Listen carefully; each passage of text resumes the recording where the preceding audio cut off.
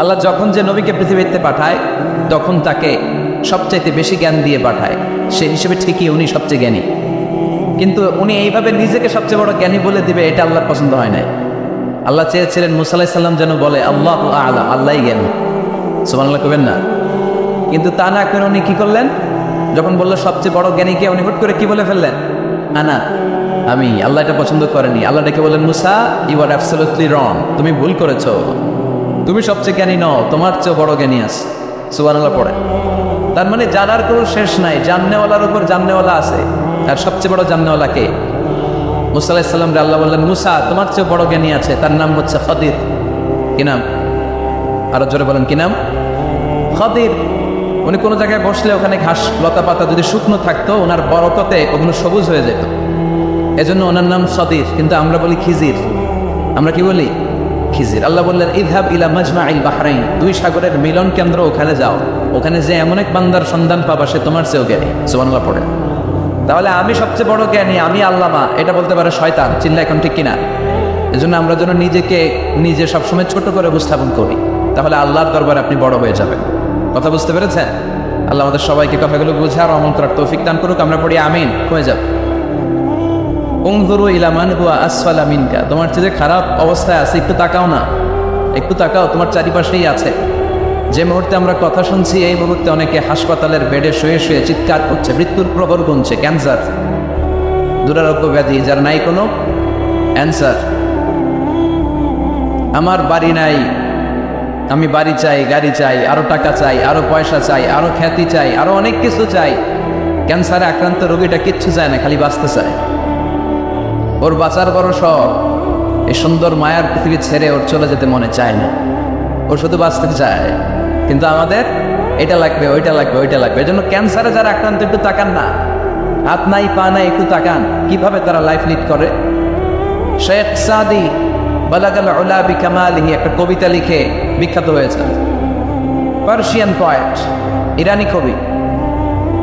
ওনার আর্থিক দৈন্যতা যাচ্ছিল কিছুদিন ধরে, ওনার আর্থিক কিছু সমস্যা, টাকা পয়সা নাই, ফলে ওনার জুতা ছিঁড়ে গিয়েছে, পায়ে জুতা নাই, খালি পায়ে হাঁটে। আর মনে বড় আফসোস, মনে বড় দুঃখ, আমি এত বড় কবি, আমার পায়ে জুতা নাই, আমার পায়ে কি নাই। তো একবার ঘর থেকে বের হয়ে দেখে একটা লোক ভিক্ষা করে খাচ্ছে, ওর দুইটা পাই নাই। শেখ সাদির কি নাই? ভিক্ষুকের কি নাই? ভিক্ষুকের দশা দেখে সেজদায় পড়ে গিয়েছে। সেজদায় লুটিয়ে পড়ে আল্লাহর বলে, আল্লাহ শুকুর, আলহামদুলিল্লাহ, বেশ ভালো আছি। এজন্য উনজুর ইলা মান হুয়া আসফালা মিনকা, তোমার চেয়ে যে খারাপ অবস্থানে আছে তার দিকে তাকাও। ঋণের বোঝা কাঁধে এত বেশি, প্রতিদিন বাড়িওয়ালা এসে তাড়া করে, ভাড়া দিতে পারে না, এরকম লোক আছে না? নাই? গ্যাসের বিল দিতে পারে না, বিদ্যুতের বিল দিতে পারে না, স্ত্রীকে একটা শাড়ি কিনে দিতে পারে না, বাচ্চাদের 3 মাসের 4 মাসের বেতন ভাড়া জমা হয়ে আছে, দিতে পারে না। কত সুখে আছি আমরা, কত শান্তিতে আছি আমরা, শুকর গুজার হতে চাই না, শুধু অভিযোগ আর অভিযোগ। আল্লাহ বলে অভিযোগ বাদ দিয়ে দাও। বিশ্বনবী বলেন তোমার চেয়ে যে খারাপ অবস্থানে আছে একটু ওইদিকে তাকাও, তাহলে দেখবে তুমি অনেক ভালো আছো। এজন্য সব সময় সুখে দুঃখে সর্বাবস্থায় আমরা প্রশংসা করবো একজনের, তিনি কে? আর প্রশংসা করলে নেয়ামত বাড়ায় দেয় কে? আর প্রশংসা না করলে শাস্তির জন্য অপেক্ষা করতে হবে। যাহারাল ফাসাদু ফিল বাররি ওয়াল বাহরি বিমা কাসাবাত আইদিন নাস, জলে স্থলে যে জলোচ্ছ্বাস, ভূমিকম্প, অগ্নিকাণ্ড, খরা, দুর্ভিক্ষ এগুলো চলে, এই মহামারী, নানা ধরনের নতুন রোগ, এগুলো আমাদের হাতের কামাই। এগুলো কি আমাদের হাতের কামাই। আমরা যদি আল্লাহওয়ালা হয়ে যাই, আল্লাহর জামিনে যদি আল্লাহর দিন কায়েমের চেষ্টা করি, আল্লাহর দেয়া কোরআন অনুযায়ী যদি জীবন চালাই, আমাদের জীবনটারও শান্তিময় করে দিবে কে? আমাদের ধর্মের নামই তো শান্তি। ধর্মের নাম কি? ইসলাম। ইসলাম মানে কি? বিশ্বনবী রাজা বাদশাদের কাছে যখন চিঠি লিখতেন, তিনি প্রথমে শান্তির কথা শোনাতেন। সুবহানাল্লাহ পড়ে। দেখেন কত সুন্দর ধর্ম। আর আমাদেরকে ওরা শান্তি শিখায়, আমাদেরকে মানবাধিকার শিখায়, মানবাধিকারের কথা, শান্তির কথা মানায় একজনের মুখে, তিনি হচ্ছেন মুহাম্মদ সাল্লাল্লাহু। গোটা বিশ্ব তার কাছে ঋণী, তার কাছে কৃতজ্ঞ। তিনি শুধু দিয়েছেন, নেন নাই। সুবহানাল্লাহ পড়েন। তিনি বলেছেন সালামুন আলা মান ইত্তাবা আল হুদা, যাদের কাছে বিশ্বনবী চিঠি পাঠাতেন তিনি লিখতেন সালাম, মানে শান্তি, শুরুতেই শান্তি। যাদের প্রতি? আলা মান ইত্তাবা আল হুদা, যারা হেদায়েতকে অনুসরণ করে। রাজা বাদশাদের কাছে বিশ্বনবী চিঠি পাঠাতেন, শান্তির বাণী পাঠাতেন, তারপর লিখতেন আসলিম তাসলাম, ইসলাম মানো শান্তিতে থাকবা, তাহলে আল্লাহর দরবারে আপনি বড় হয়ে যাবেন। কথা বুঝতে পেরেছেন? আল্লাহ আমাদের সবাইকে কথাগুলো বুঝে আর আমল করার তৌফিক দান করুক। আমরা পড়ি আমিন। কি হয়েছে ওখানে? মানুষ জায়গা হয় না? আচ্ছা জি, ভলান্টিয়ার্স যারা আছেন তারা ওই যে কাপড়গুলো খুলে দেন, খুলেই তো দিছে, তারপরও জায়গা হচ্ছে না। কি আর করবেন?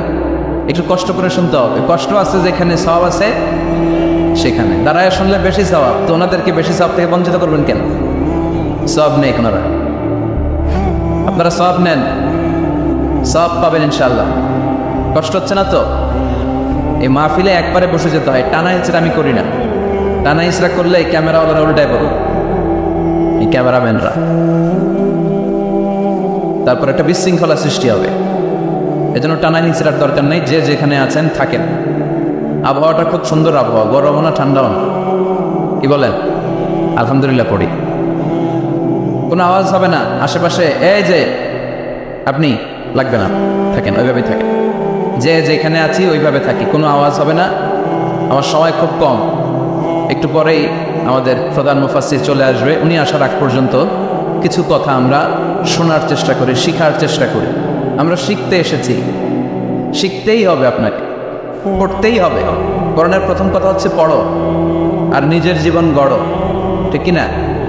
পড়তেই হবে আপনাকে, না পড়ে উপায় নেই। যখন যে অবস্থায় থাকবেন পড়বেন।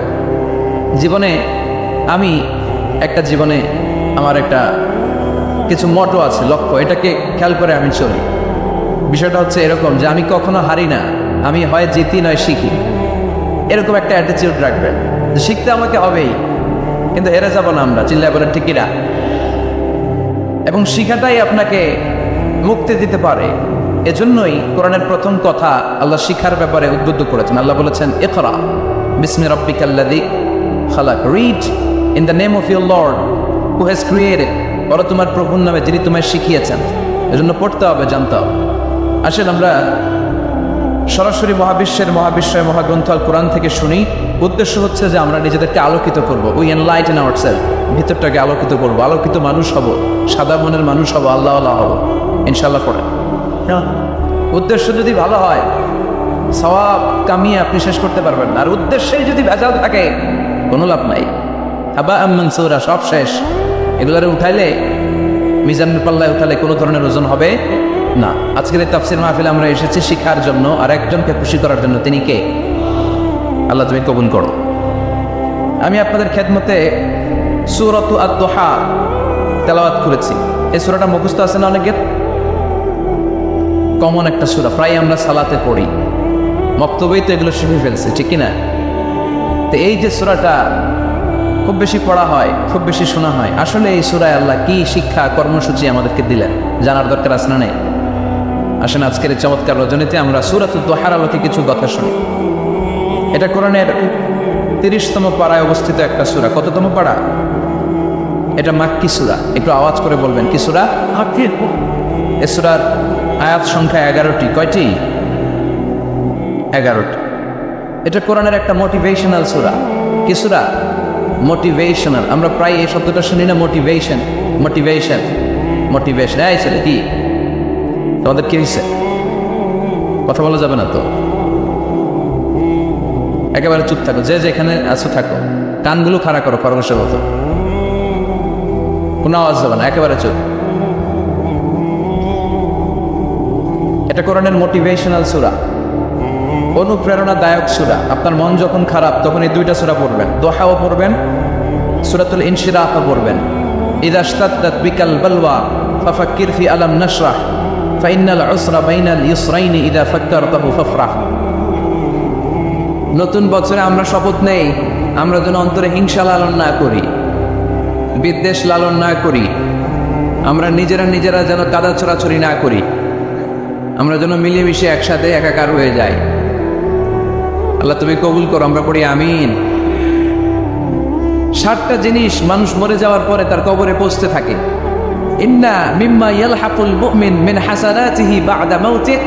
মানুষ মরে যাওয়ার পরেও যে 7টা জিনিস তার কবরে পৌঁছায়, তার মধ্যে একটা হচ্ছে মসজিদান বানাহু, সে যে মসজিদ বানিয়ে গিয়েছে ওই মসজিদের সওয়াব। সুবহানাল্লাহ পড়ে। আপনি টাকা দিয়ে মসজিদ বানিয়ে দিলেন, ওই মসজিদে মুসল্লিরা নামাজ পড়ে, রোজাদাররা এসে ওখানে ইফতার খায়, তাহাজ্জুদ আদায়কারীরা তাহাজ্জুদ পড়ে, তাদের সওয়াবের কমতি হবে না, কিন্তু তাদের সওয়াবের একটা পার্সেন্টেজ সওয়াব যে ব্যক্তি মসজিদ বানালো তার আমলনামায় আল্লাহ ঢুকিয়ে দেয়। সুবহানাল্লাহ বলতে পারলেন না?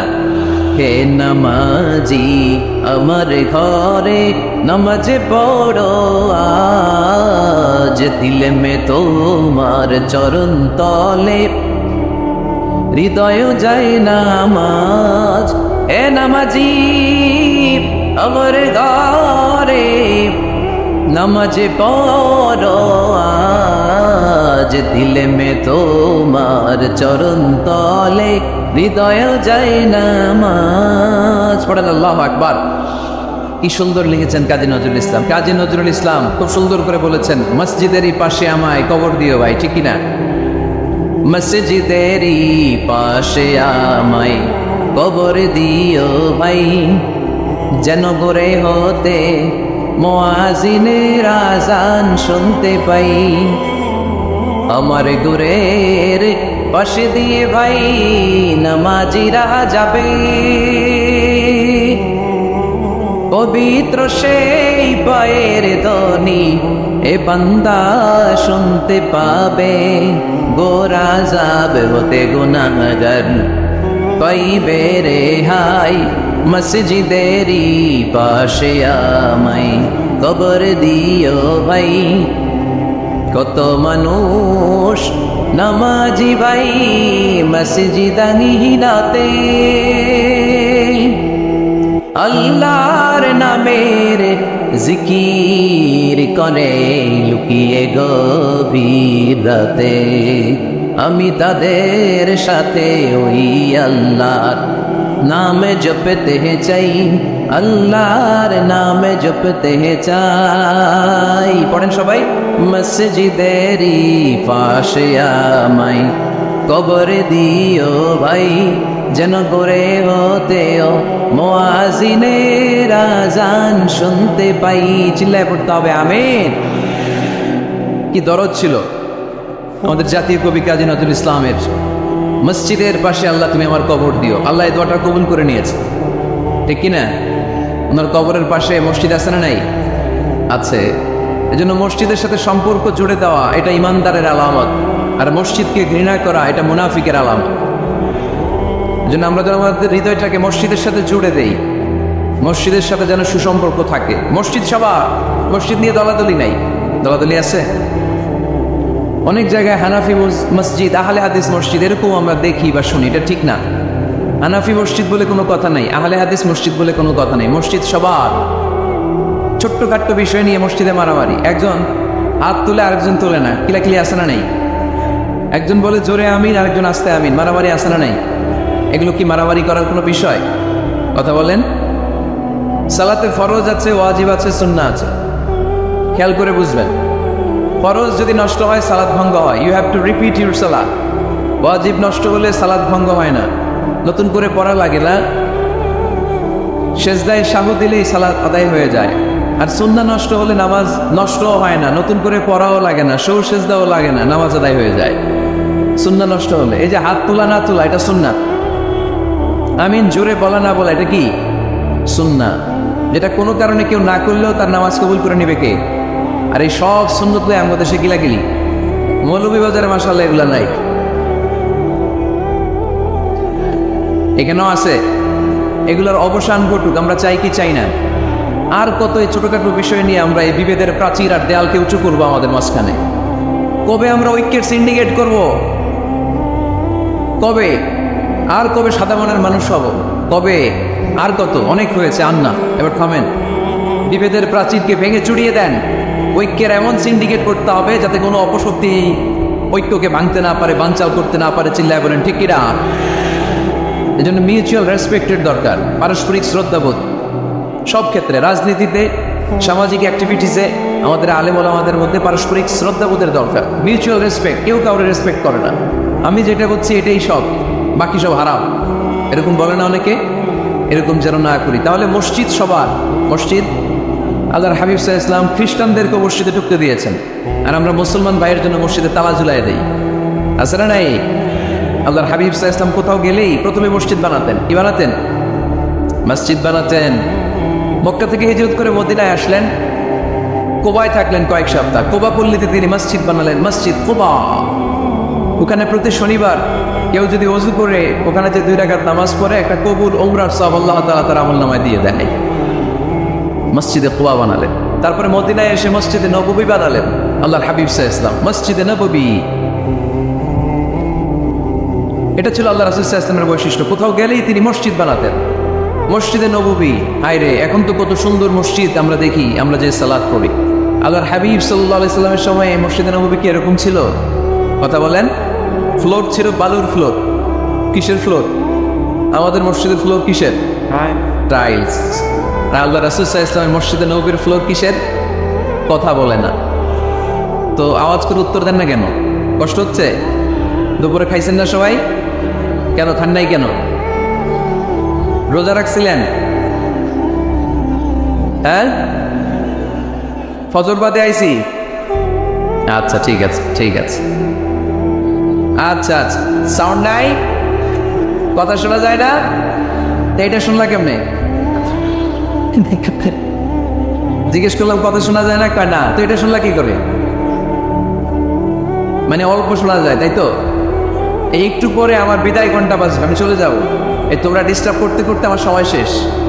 তোমরা ডিস্টার্ব করলে তোমাদের লস। আমি আমার টাইমের 1 মিনিটে বেশি যেতে পারবো না, কারণ এখানে আসরের সালাতের আজান শুরু হয়ে যাবে, এরপরে কোনো কথা নেই।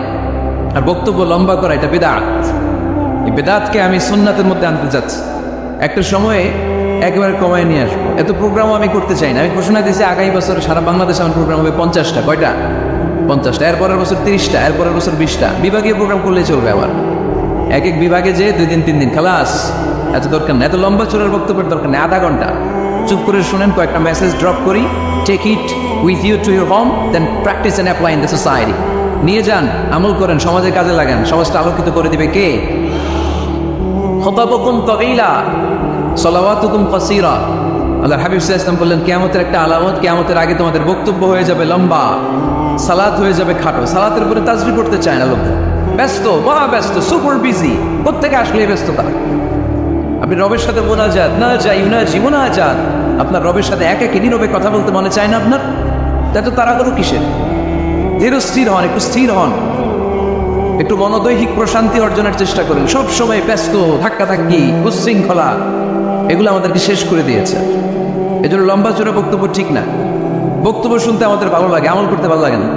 বক্তব্যটা শেষেই সিগারেট দাঁড়ায়, আছে না নাই? মাহফিল শেষেই বেরি দাঁড়ায়, চমৎকার ওয়াজ করছেন হুজুরে, ওয়াজটা সেরকম হয়েছে, অনেক কণ্ঠ সুন্দর হুজুরের। এতদিন ইউটিউবে দেখছি, আজকে সরাসরি দেখেছি। আছে না? তো কি লাভ হয়েছে? লাভটা হয়েছে কি? এই যে মাহফিল শেষে বিড়িটা দাঁড়াইলেন আর গেলেন, কোনো লাভ হয় নাই। এগুলো থেকে বেরিয়ে আসতে হবে। বছরের পর বছর আমাদেরকে শেখানো হয়েছে একভাবে, কেউ এই পরিবর্তনের আওয়াজ তুলে নাই। আওয়াজ আপনাকে তুলতে হবে। আওয়াজ তোলার জন্য এত মানুষ লাগে না, আপনি একাই যথেষ্ট। আপনি দাঁড়ান না সামনে, দেখবেন আপনার সামনে কেউ টিকে থাকতে পারবে না, ঠিক কিনা? কিন্তু আপনার শক্ত সিদ্ধান্ত লাগবে, পরিবর্তনের জন্য শক্ত মানসিকতা লাগবে, যে আমি পরিবর্তন করতে চাই। We have to change. যুগ জামানা পাল্টে দিতে চাই না অনেকজন। এক মানুষই আনতে পারে জাতির জাগরণ। এক মানুষই বিপদকালে বাঁচায় কাফেলায়, ক্ষুদ্র ডিঙ্গি বাঁচায় জাহাজ অসীম দরিয়ায়। এজন্য আপনার শক্ত সিদ্ধান্ত পারে আপনার মৌলভীবাজারটাকে দেশের শ্রেষ্ঠ জেলা, শ্রেষ্ঠ থানা হিসেবে আল্লাহর কাছে কবুল করতে, ঠিক কিনা? এজন্য লম্বা চূড়া আলোচনা ঠিক না। ছোটখাটো অল্প কয়েকটা মেসেজ নিয়ে যেতে পারলেই that's enough. One of the minor sign before the day of judgment, your Islamic lectures will be very longer and your salah 5 times a day will be shorter. কিয়ামতের আগে বক্তব্য লম্বা, নামাজ খাটো, তাসবিহ পড়ে না, ব্যস্ত, মহাব্যস্ত। এই মহাব্যস্ততা ছাড়েন, কোরআন সুন্নাহর দিকে ফিরে আসেন। বরকত দিবে কে? বিশ্বনবীর মসজিদে নববীর ফ্লোর বালু ফ্লোর ছিল, আমাদের ফ্লোর টাইলস। আল্লাহর হাবিব সাল্লাল্লাহু আলাইহি ওয়াসাল্লামের মসজিদে বালি নিচে, এই বালিতেই নামাজ পড়তেন। বৃষ্টি হলে কাদামাটি হয়ে যেত, কাদামাটিতেই সেজদা করতেন। সেজদা করলে কাদার মাটি আল্লাহর হাবিব সাল্লাল্লাহু আলাইহি ওয়াসাল্লামের নাকে আর কপালে লেগে যেত। তিনি সালাম ফিরিয়ে সাহাবাদের দিকে মুখ ফিরিয়ে বসলে দেখতেন প্রতিটা সাহাবীর নাকে আর কপালে কাদার মাটি মিশে আছে। তার মানে নবী সাল্লাল্লাহু আলাইহি ওয়াসাল্লামের মসজিদে নববী ছিল কাঁচা, কিন্তু মুসল্লি ছিল পাকা। আমাদের মসজিদগুলো হয়েছে পাকা কিন্তু মুসল্লি কাঁচা, ঠিক কিনা? ফজরের সালাতে মানুষ নাই।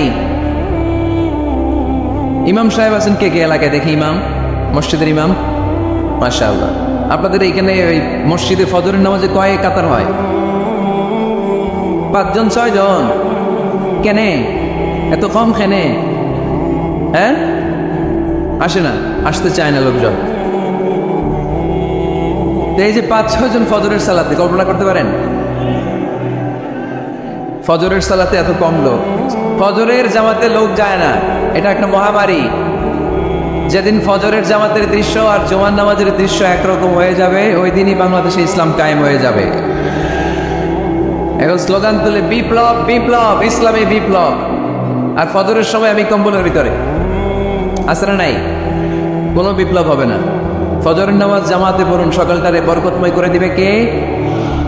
আল্লাহর হাবিব সাল্লাল্লাহু আলাইহি ওয়াসাল্লামের মসজিদ ছিল সবার জন্য উন্মুক্ত, এখানে সবাই আসতে পারতো।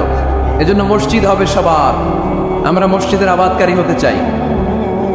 এজন্য রাব্বুল আলামিন বলেন, ইন্নামা ইয়া'মুরু মাসাজিদাল্লাহি মান আমানা বিল্লাহি ওয়াল ইয়াউমিল আখির ওয়া ক্বামাস সালাতা ওয়া আতাজ যাকাতা ওয়া লাম ইয়াখশা ইল্লাল্লাহ ফাআসা উলাইকা আন ইয়াকুনু মিনাল মুহতাদিন।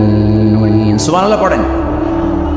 রাব্বুল আলামিন বললেন, মসজিদের আবাদকারী হবে তারা যারা আল্লাহর প্রতি ঈমান আনে, আখিরাতের প্রতি ঈমান আনে, যারা সালাত কায়েম করে, যারা যাকাত আদায় করে, যারা দুনিয়ার কাউকে ভয় পায় না, ভয় পায় একজনকে, চিল্লায় বলেন তিনি কে?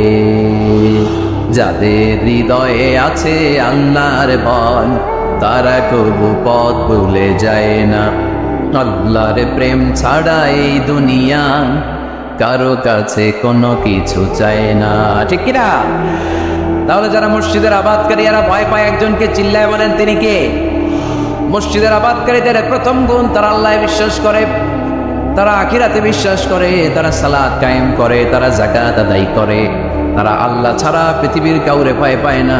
আল্লাহ বলেন, ফাআসা উলাইকা আন ইয়াকুনু মিনাল মুহতাদিন। আশা করা যায় তারাই হলো হেদায়েতের রাস্তার উপরে আছে, ঠিক কিনা?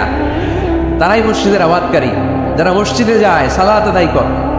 এখন মসজিদের আবাদকারী আপনি হতে চান, আপনি মসজিদে যান না, আপনি আবাদকারী হতে পারবেন? মসজিদের অনেক সভাপতি আছে, মসজিদে যায় না, আছে না নাই? মৌলভীবাজারে এই সমস্যা বোধহয় নাই। মসজিদের সেক্রেটারি মসজিদে যায় না, আছে না নাই? তাহলে হইলো, এটা হইলো, এটা মেনে নেওয়া যায়? এই জন্য সভাপতি সাহেব, আপনি কষ্ট করে মসজিদ বানিয়েছেন, মসজিদে যাবেন।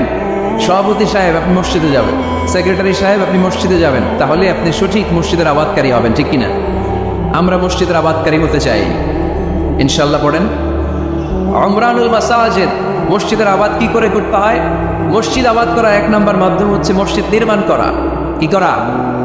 নির্মাণ করা। খেয়াল করবেন, আল্লাহর হাবিব সাল্লাল্লাহু আলাইহি ওয়াসাল্লাম বলেছেন, মান বানা মসজিদান মিন মালিহি ফিদ দুনিয়া বানাল্লাহু লাহু বাইতান ফিল জান্নাহ। যে ব্যক্তি নিজের পকেটের টাকা খরচ করে দুনিয়াতে মসজিদ বানায়, আল্লাহ তাআলা তার জন্য জান্নাতে ঘর বানায়। 60টা জিনিস মানুষ মরে যাওয়ার পরে তার কবরে পৌঁছতে থাকে।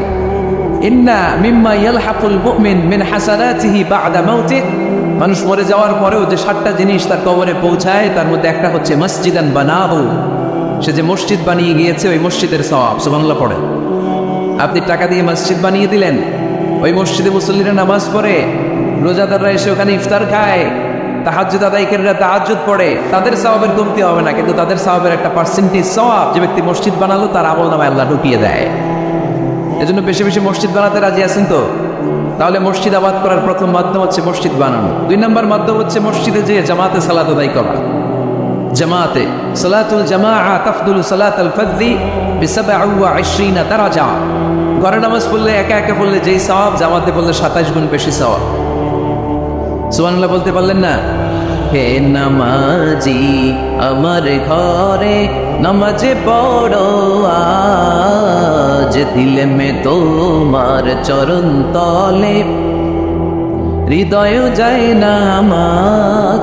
হে নামাজি আমার ঘরে নামাজে পড়ো আজ, নামাজ দিলে মে তোমার চরণ তলে হৃদয় যায় নামাজ পড়েন আল্লাহু আকবার। কি সুন্দর লিখেছেন কাজী নজরুল ইসলাম। মসজিদ কেমন যেন মসজিদ তার নিজের ভাষায় আল্লাহর কাছে কেঁদে কেঁদে ফরিয়াদ জানায়, আল্লাহ নামাজিরা আমার ঘরে আসে না, কি সুন্দর টাইলস, কি সুন্দর মুসল্লা, কি সুন্দর এয়ার কন্ডিশন সব আছে, কিন্তু মুসল্লি নাই, ঠিক কিনা? মসজিদগুলো আল্লাহর কাছে ফরিয়াদ জানায়। এই জন্য আমরা যেন মসজিদমুখী হই। কি মুখী? আওয়াজ করে বলতে হবে, কি মুখী? মসজিদমুখী। তাহলে মসজিদ আবাদের 1 নম্বর পদ্ধতি মসজিদ বানানো, 2 নম্বর মসজিদে বেশি বেশি দিয়ে জামাতে সালাত আদায় করা, 3 নম্বরে মসজিদের সাথে সম্পর্ক জুড়ে দেওয়া, হৃদয়টা যেন সবসময় মসজিদের সাথে লেগে থাকে। আল্লাহর হাবিব সাল্লাল্লাহু আলাইহি ওয়াসাল্লাম বললেন, সাবআতুন ইউযিল্লুহুমুল্লাহু ফি যিল্লি ইয়াওমা লা যিল্লা ইল্লা যিল্লু। 7 শ্রেণীর ব্যক্তিকে আল্লাহ তাআলা কিয়ামতের দিন আরশের নিচে ছায়া দিবে, যেদিন আল্লাহর আরশের ছায়া ছাড়া কোনো ছায়া পৃথিবীতে থাকবে না। সেই দিনটা কি এই দিনের মতো? কিয়ামতের দিনটা আজকের এই দিনের মতো হবে? 50,000 বছর হবে। এটা লেন্থ, এটা ডিউরেশন। কাআন সাফসাফা লা তারা ফিহা ইওয়াজা ওয়ালা আমতা, লেভেল প্লেইং ফিল্ড, তামার জমিন। একটু কল্পনা করেন তো ওই দিনটা কত ভয়ঙ্কর। বাবা ছেলেরে চিনবে না ওই দিন, ছেলে বাবারে চিনবে না, স্ত্রী স্বামীকে চিনবে না, স্বামী স্ত্রীকে চিনবে না, পীর সাহেব মুরিদ চিনবে না, মুরিদ পীর সাহেবকে চিনবে না, নেতা কর্মীকে চিনবে না, কর্মী নেতাকে চিনবে না। হায় হায়, ইয়া নাফসি বলে কাঁদবে।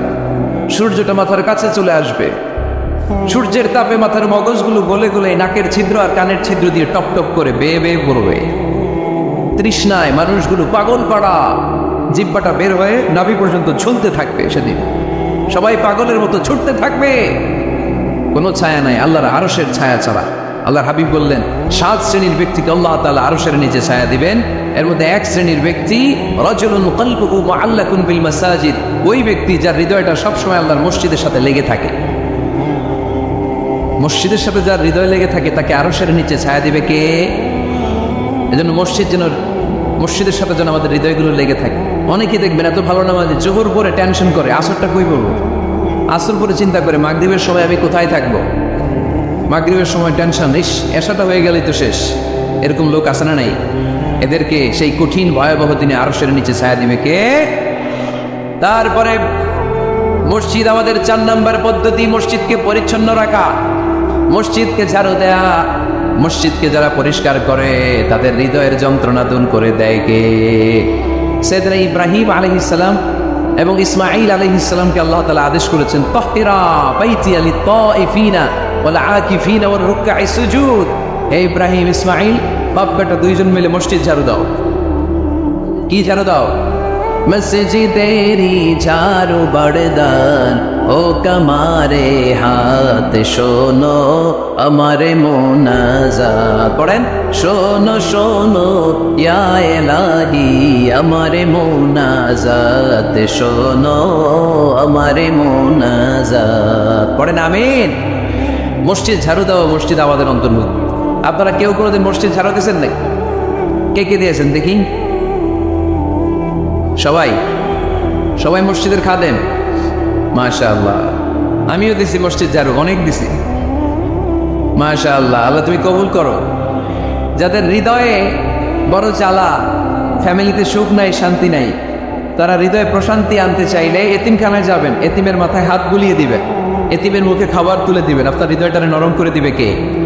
আল্লাহর ঘর মসজিদে যাবেন, নিজ হাতে মসজিদটারে একটু পরিষ্কার করে দিবেন, আপনার জীবনটারে উজালা করে দিবে কে? তাহলে এগুলো করার মাধ্যমে আমরা মসজিদের আবাদ করতে চাই। আমরা মসজিদের আবাদকারী হতে চাই কি চাই না? আল্লাহর ঘর মসজিদ আবাদ করার মতো শ্রেষ্ঠ কাজ পৃথিবীতে হতে পারে না। এই মসজিদের কিছু আদব আছে, আল্লাহ রাসূল সাল্লাল্লাহু আলাইহি ওয়াসাল্লাম বলেছেন, এই আদবগুলো মেনটেন করে যেন আল্লাহর ঘর মসজিদের সাথে আমরা ব্যবহার করি। মসজিদের 1 নম্বর আদব হচ্ছে মসজিদে ওযুর সাথে প্রবেশ করা। কিসের সাথে? ওযু করে পরিচ্ছন্ন হয়ে মসজিদে প্রবেশ করা। এজন্য অপবিত্র অবস্থায়, গোসল ফরজ, এরকম অবস্থায় মসজিদে ঢোকা যাবে? কথা বলেন, ঢোকা যায়? যেই নারীদের মাসিক চলতেছে, মেনস্ট্রুয়েশনাল পিরিয়ড চলতেছে, ওই নারীদের পক্ষে মসজিদে ঢোকা যায় আছে? নাই। তাহলে এটা হলো 1 নম্বর আদব। মসজিদে ঢোকার সময় কি করে ঢুকবো? ওযু করে। আওয়াজ করে বলেন, কি করে ঢুকবো? ওযু করে। 2 নম্বর আদব হচ্ছে মসজিদে যাওয়ার সময় সবচেয়ে ভালো জামাটা পরে যাও, সবচেয়ে ভালো পাঞ্জাবিটা পরে যাবো। জান তো আপনারা? না সবচেয়ে সিরাটা পরে যান? হ্যাঁ, অনেকের নামাজের জন্য একটা পুরান জামা আছে, সিরা পাড়া, এদিকে হাত উঠাইলে দিতে দেখা যায়, আছে না নাই? সবচেয়ে সিরা পাড়াটা রাখে নামাজের জন্য, কপাল পোড়া। আর সুন্নাতে খাতনার অনুষ্ঠানে গেলে মাশাআল্লাহ লেহেঙ্গা গায়ে দিয়ে যায়, আছে না নাই? না, আপনি ইবাদতের জন্য সবচেয়ে সুন্দর জামাটা রাখবেন। এজন্য রাব্বুল আলামিন বলেন, ইয়া বানি আদম খুযু যিনাতাকুম ইনদা কুল্লি মসজিদ। ও বনি আদম, তুমি যখন আল্লাহর ঘর মসজিদে ঢুকবা, ও বনি আদম, তুমি যখন নামাজের মুসল্লায় দাঁড়াবা, তোমার সবচাইতে দামি, সবচাইতে সুন্দর জামাটা গায়ে দিয়ে তুমি নামাজে দাঁড়াও, ঠিক কিনা? তাহলে এখন মসজিদে যাওয়ার সময় কি গায়ে দিয়ে যাবেন বলেন? খিতাফত বাইন, হ্যাঁ মাশাআল্লাহ, হ্যাঁ সবচেয়ে ভালো কাপড়টা আয়রন করে পারফিউম মেখে তারপরে আমরা যাব। রাজি আছেন তো? 3 নাম্বার আদব হচ্ছে মসজিদে ঢোকার সময় বাম পা দিয়ে ঢুকতে হয়।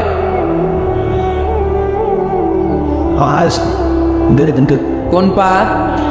আরো জোরে। এদের কি গুতা মারা লাগে, নাইলে আওয়াজ বাড়ে না, এরকম ভলিউম টাইট করতে হয়, ভলিউম হাই করলে এরপরে বাড়ে, এমনি বলতে চায় না। আর ঘটনা কি? হ্যাঁ, খায় নাই। বদরের যুদ্ধ হয়েছিল রমাদানে, কোনো সাহাবী খায় নাই, না খাইয়া একেবারে সাইজ করে দিয়েছে কাফেরদেরকে। আমরা না খেলেও আমাদের হৃদয়ে ইমানের শক্তি আছে না নেই? এই তো বোঝা যাচ্ছে ইমানের শক্তি আছে। এতক্ষণ আসছিল কই? তো মসজিদে ঢোকার সময় কোন পা দিয়ে? এগুলো মনে থাকে আমাদের, ভুলা যাই আমরা, খেয়াল থাকে না তো এগুলা। এত কিছু মনের মধ্যে রাখলে এগুলো মনে থাকবে কেমনে? মসজিদে ঢোকার সময় কোন পা? আরো জোরে। বেরোয়ার সময় কোন পা? মনে থাকবে। মসজিদে যখন ঢুকবেন ডান পা দিয়ে ঢুকবেন, আর দোয়া পড়বেন, আউযু বিল্লাহিল আযীম ওয়া বিওয়াজহিল কারীম ওয়া সুলতানিহিল কদীম মিনাশ শাইতানির রাজীম। বিষ্ণু ইসলাম বললেন, যে ব্যক্তি মসজিদে ঢোকার সময় এই দোয়াটা পড়বে, শয়তান আফসোস শুরু করে, সে বলে, হায় হায়, আজকের দিনের জন্য, সারা দিনের জন্য তো তুই আমার ওয়াসওয়াসা থেকে বেঁচে গেলি, আজকের সারা দিনের জন্য তোরে আমি হারালাম, আজকের সারাটা দিন আল্লাহর পক্ষ থেকে প্রোটেকশন নিয়ে তুই বেঁচে গেলি, আজকের জন্য যা, কালকে তোরে আমি ধরবো। এই জন্য এই দোয়াটা পড়ার দরকার আছে না? আউযু বিল্লাহিল আযীম ওয়া বিওয়াজহিল কারীম ওয়া সুলতানিহিল কদীম মিনাশ শাইতানির রাজীম। 4টা বাক্যের দোয়া। মুখস্থ করতে কষ্ট হলে যে ইউটিউবে চলে যাবে আজকেই, ওখান থেকে শুনে আপনারা মুখস্থ করে নেবেন। এই দোয়াটা পড়বেন, তাহলে ওই দিনের জন্য শয়তানের ওয়াসওয়াসা, টেম্পটেশন, প্রভোকেশন থেকে আপনি আল্লাহ তাআলার প্রোটেকশনে চলে গেলেন। সুবহানাল্লাহ পড়েন। তারপর আল্লাহর হাবিব বললেন, ঢোকার আগে আমারে সালাম দাও। পড়বেন, আসসালামু আলাইকা আইয়ুহান নাবিয়্যু ওয়া রাহমাতুল্লাহি ওয়া বারাকাতুহু। এই 2টা জিনিস যখন করে ফেললেন, তখন ডান পা দিয়ে পড়বেন, আল্লাহুম্মা ইফতাহ লি আবওয়াবা রাহমাতিক। সুবহানাল্লাহ পড়েন। আল্লাহুম্মা ইফতাহ লি, ও আল্লাহ আমার জন্য তুমি খুলে দাও আবওয়াবা রাহমাতিক, তোমার রহমতের দরজা। তার মানে মসজিদে ঢুকলে রহমত পাওয়া যায় কি যায় না? মসজিদে ঢুকলে পাওয়া যায় রহমত, মসজিদের বাইরে রহমতের কথা আল্লাহ বলে নাই। মসজিদের ভিতরে রহমত। কোথায় রহমত? কোথায়? মসজিদের ভিতরে রহমত আছে না? তার প্রমাণ, মসজিদে ঢুকলেই শান্তি লাগে কেমন জানি, আর ঘুমে ধরে। মসজিদে ঘুমাইছেন কারা কারা দেখি? সবাই ঘুমাইছেন? আরে আমি কত ঘুমাইছি। জুমার নামাজের সময় যে কি ঘুম আসে, আসে আসে, কমন পড়ছে, একেবারে কমন পড়ে গেছে। ঘুম আসে কারণ রহমত, রহমতের ঝিরি ঝিরি পানি তারা আল্লাহ তাআলা আরশের উপর থেকে নাজিল করতে থাকে। এই রহমতের কারণে হৃদয়টা প্রশান্ত হয়ে যায়, অনেকের ঘুমও চলে আসে, ঠিক কিনা? এজন্য আল্লাহুম্মা ইফতাহ লি আবওয়াবা রাহমাতিক, ও আল্লাহ তোমার রহমতের দরজাগুলো আমার জন্য খুলে দাও। এই দোয়া পড়লে রহমতের দরজা খুলে দেয় কে? আবার মসজিদ থেকে যখন বের হবেন তখন কোন পা দিয়ে? জোরে বলেন। বাম পা দিয়ে কি পড়বেন? আল্লাহুম্মা ইন্নী আসআলুকা মিন ফাদলিক, ও আল্লাহ তোমার কাছে আমি তোমার পক্ষ থেকে ফদল চাই, মানে রিজিক চাই, রিজিক দেওয়ার মালিককে। তার মানে খুব সোজা সাপটা কথা হচ্ছে, মসজিদের ভিতরে পাওয়া যায় রহমত, আর বাইরে পাওয়া যায় ফদল বা রিজিক। বাইরে পাওয়া যায় কি? রিজিক। মসজিদের ভিতরে রিজিক আছে, তার মানে সারাদিন মসজিদে বসে থাকলে রিজিক মিলবে। নামাজের সময় নামাজ পড়তে হবে, কাজের সময় কাজ করতে হবে, এটাই হচ্ছে ইসলামের বিধান। নামাজের সময় নামাজ, কাজের সময়। আমি প্রশ্ন করবো, আওয়াজ করে উত্তর দেন। নামাজের সময়, কাজের সময়, নামাজের সময়, কাজের সময়, এটা মনে থাকবে? এজন্য আল্লাহ বললেন ফাইদা কুতিয়াতিস সালাতু ফান্তাশিরু ফিল আরদি ওয়াবতাগু মিন ফাদলিল্লাহ। যখন তোমাদের সালাত শেষ হয়ে যায়, আল্লাহর রিজিক অন্বেষণের জন্য আল্লাহর জমিনে তোমরা ছড়িয়ে যাও। নামাজের সময় আসবেন, নামাজ শেষ বের হয়ে যান, ফান্তাশিরু ফিল আরদ, জমিনে ছড়িয়ে পড়ো। নামাজ শেষ চেয়ারম্যান সাহেব চলে যাবে ইউনিয়ন পরিষদের ভেতরে, ছাত্ররা চলে যাবে হাই স্কুলে, মেম্বার অফ দ্য পার্লামেন্ট চলে যাবে সংসদে, সেনাবাহিনীর লোকেরা চলে যাবে ক্যান্টনমেন্টে, ব্যবসায়ীরা চলে যাবে তাদের বাজারে, সিএনজি ওয়ালারা সিএনজি নিয়ে ব্যবসা শুরু করবে, রাস্তায় নেমে যাবে, চিল্লায় বলেন ঠিক কিনা? এটাই ইসলামের বিধান। নামাজের সময় নামাজ, কাজের সময়। আচ্ছা, তাহলে প্রথম সুন্নাত পেলাম, পবিত্র হয়ে ঢুকবো, ভালো জামা পরে ঢুকবো 2 নাম্বার। 3 নাম্বার, ঢুকার সময় কোন পা, বের হওয়ার সময় 4 নাম্বার, মসজিদে ঢুকে 2 রাকাত। মসজিদে ঢুকে কয় রাকাত পড়েন আপনারা? তাহিয়াতুল মসজিদ, মসজিদে আপনি ওয়েলকাম জানাবেন, ঢুকেই 2 রাকাত পড়বেন, ওযু করলেই 2 রাকাত। আল্লাহর হাবিব সাল্লাল্লাহু আলাইহি ওয়াসাল্লাম মসজিদে নববীতে জুমার খুতবা দিচ্ছেন। খুতবা চলাকালীন সময়ে এক সাহাবী এসে মসজিদের মধ্যে বসে পড়লেন। আল্লাহর হাবিব সাল্লাল্লাহু আলাইহি ওয়াসাল্লাম সাহাবীরে বললেন দাঁড়াও। সাহাবী দাঁড়ালেন। আল্লাহর নবী জিজ্ঞেস করলেন কেন বসে পড়লা, 2 রাকাত পড়ছো নাকি? সাহাবী বলে পড়ি নাই। বিশ্বনবী বললেন তাহলে তাড়াতাড়ি 2 রাকাত নামাজ পড়ে বসে যাও। সুবহানাল্লাহ পড়ে 2 রাকাত পড়ো নাই তো পড়ো, দাঁড়াও, তারপরে বসো। দেখেন খুতবা চলাকালীন সময়ে আমাদের খতিবরা কখনো খুতবা থামায়? কথা বুঝেন নাই? জুমার খুতবা আপনারা শুনেন না? খুতবা চলতেছে, ওই মুহূর্তে ইমাম সাহেবরা কখনো খুতবা থামায়? মাঝখানে কোনো ঝামেলা হলে থামায় না? প্রথম খুতবা শেষ, বসে, তারপরে দ্বিতীয় খুতবা। খুতবার মাঝখানে কোনো থামাথামেই নাই। কিন্তু আল্লাহর হাবিব সাল্লাল্লাহু আলাইহি সাল্লাম কেমন খতিব ছিলেন দেখেন। আল্লাহর হাবিব সাল্লাল্লাহু আলাইহি সাল্লামের খুতবা দেওয়ার স্টাইল এন্ড অ্যাটিটিউড এবং আমাদের খুতবা দেওয়ার স্টাইল এন্ড অ্যাটিটিউড, আল্লাহ রাসূল সাল্লাল্লাহু আলাইহি সাল্লামেরটা কত প্রাণবন্ত ছিল। আল্লাহ রাসূল সাল্লাল্লাহু আলাইহি সাল্লাম সোসাইটি ওরিয়েন্টেড একজন পার্সোনালিটি ছিলেন, সমাজের মানুষ কেন্দ্রিক, খুব সামাজিক ছিলেন আল্লাহ রাসূল সাল্লাল্লাহু আলাইহি সাল্লাম। তিনি দেখলেন একজন বসে পড়ছে, উনি খুতবা থামায় দিলেন। জুমার খুতবা থামায় বললেন এই নামাজ পড়ছো না, পড়ো 2 রাকাত পড়ো। আবার খুতবা শুরু করলেন। সুবহানাল্লাহ পড়বেন না? একবার তিনি খুতবা দিচ্ছেন, দেখলেন আল্লাহ রাসূল সাল্লাল্লাহু আলাইহি ওয়াসাল্লামের 2 জন নাতি হাসান আর হুসাইন রাদিয়াল্লাহু তাআলা আনহুমা, ছোট্ট মানুষ, কাতারের ভিতরে ঢুকে কোনো সাহাবী টুপি টান দেয়, কারো পাগড়ি ধরে টান দেয়, একজন এদিকে দৌড় দেয়, আরেকজন ওদিকে দৌড় দেয়। মসজিদে একটা ডিস্টার্ব হচ্ছে। আল্লাহর হাবিব সাল্লাল্লাহু আলাইহি ওয়াসাল্লাম খুতবা থামিয়ে দিলেন, মিম্বার থেকে নেমে আসলেন, 2 নাতিকে 2 হাতে ধরলেন, ধরে আস্তে করে জান্নাতের এই 2 সর্দারকে নিয়ে মিম্বারের উপরে দাঁড়ালেন। এই হাতে এই নাতি, ওই হাতে আরেক নাতি। এরপর দাঁড়িয়ে দাঁড়িয়ে তিনি বাকি খুতবা দিলেন। পড়েন সুবহানাল্লাহ। কত প্রাণবন্ত খুতবা। উনিও খুতবা দিতেন, আমরাও খুতবা দেই। আল্লাহর হাবিব সাল্লাল্লাহু আলাইহি ওয়াসাল্লাম খুতবা দিচ্ছেন। এক সাহাবী এসে বলল ইয়া রাসূলুল্লাহ, মদিনায় দুর্ভিক্ষ, বৃষ্টি নাই, আপনি বৃষ্টির দোয়া করেন। রাসূল সাল্লাল্লাহু আলাইহি ওয়াসাল্লাম খুতবা থামায় দিলেন, থামায় দিয়ে দোয়া শুরু করলেন। আল্লাহুম্মা আসকিনা গাইসান মুগীসান মারিআন মুরিআন নাফিআন গায়রা দার আজিলান গায়রা আজাল। আল্লাহ উপকারে বৃষ্টি দেন, যে বৃষ্টিতে আমাদের ফসল জন্মাবে, সবুজ ঘাস লতা পাতা জন্মাবে, আমাদের গবাদি পশুর রিজিক বাড়বে, এরকম উপকারে বৃষ্টি আমাদেরকে দিয়ে মদিনাটারে ধন্য করে দেন।